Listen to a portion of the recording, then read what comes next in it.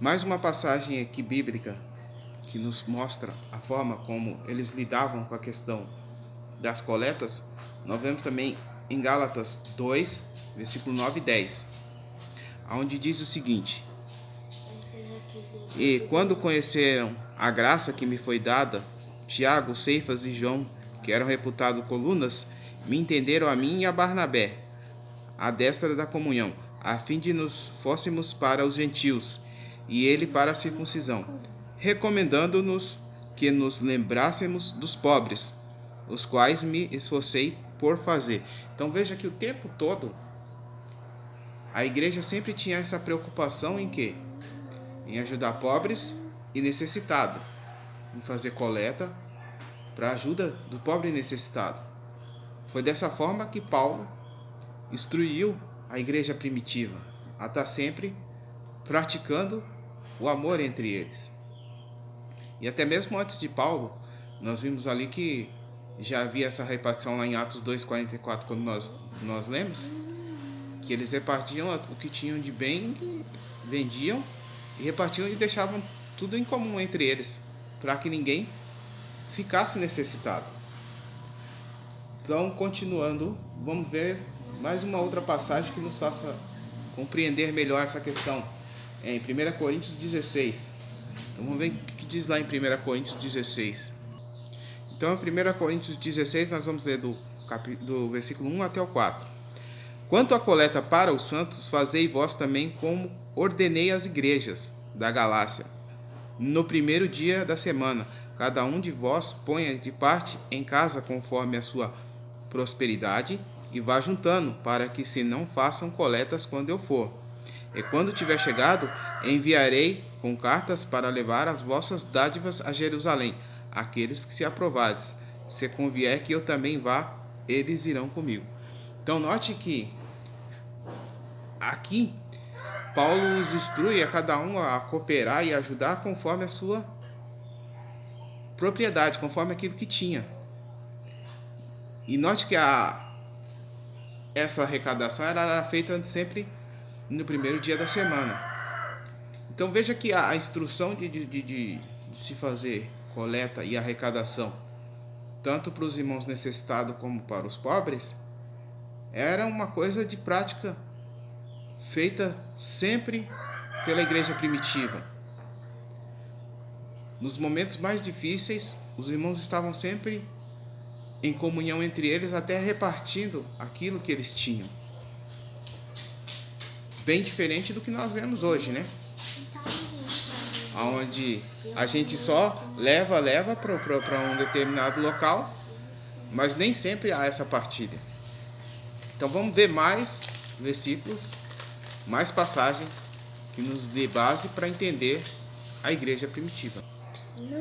Vamos ler agora 2 Coríntios capítulo 9, no versículo 6 em diante, onde Paulo continua ali falando a respeito de arrecadação para os irmãos da fé, para os necessitados. E aí ele fala, no versículo 6 em diante, 2 Coríntios 9, versículo 6. E isto afirma aquele que semeia pouco, pouco também ceifará. E o que semeia com fartura, com abundância também ceifará. Cada um contribua segundo o tiver proposto no seu coração, não com tristeza ou por necessidade, porque Deus ama quem dá com alegrias. Deus pode fazer-vos abundar em toda graça, a fim de que, tendo sempre em tudo ampla suficiência, superabundeis em toda boa obra, como está escrito: distribuiu, deu aos pobres, e a sua justiça permanece. Então veja que Paulo, aqui ele instrui a igreja a não só dar por uma questão de necessidade, mas principalmente que seja de alegria, e que cada um semeie conforme aquilo que propôs no seu coração. Porque é como Paulo diz: quem muito semeia, muito ceifará, e quem pouco semeia, pouco ceifará. Mas ele deixa bem claro que não é pela questão da necessidade, mas é pela questão do amor, pela questão da boa vontade de fazer a boa obra de ajudar. E veja que ele fala que depois que fez isso, repartiu e deu aos pobres. Então tudo aquilo que era arrecadado era arrecadado com essa intenção. Não havia essa questão de ser arrecadado com o objetivo de que um sobressaísse sobre o outro. Muito pelo contrário. Mas sempre para que a unidade fosse assim cada vez mais exaltada e a comunhão entre eles. É isso que a palavra nos instrui quando diz a respeito da maneira como a igreja primitiva se comportava. Note que mesmo num tempo que vivemos hoje de dificuldades e com essa crise toda sanitária que estamos passando, será que é dessa forma que é feito nos nossos dias? Será que é esse o exemplo que a gente de fato observa, como Paulo instruiu, como Paulo ensinou a igreja primitiva? Será que é isso que realmente acontece nos dias de hoje? Será que nós realmente ajudamos com alegria, com vontade de ver o nosso irmão numa situação como a nossa? Será que é essa a prática que de fato a igreja hoje ensina? Então veja, meus irmãos, que quando analisamos dentro da Bíblia, a gente começa a ter uma luz completamente diferente dos nossos dias. Vamos agora ver como é que ficava a questão também dos salários na igreja. Como que era feita essa questão? Será que havia realmente pessoas na igreja que recebiam altos salários? Será que essa é de fato a instrução que a palavra de Deus nos dá? Vamos ver os exemplos de Paulo e dos discípulos. E o que Jesus de fato instruiu para que eles fizessem. Vamos dar uma analisada agora a respeito do salário do anunciador do Evangelho.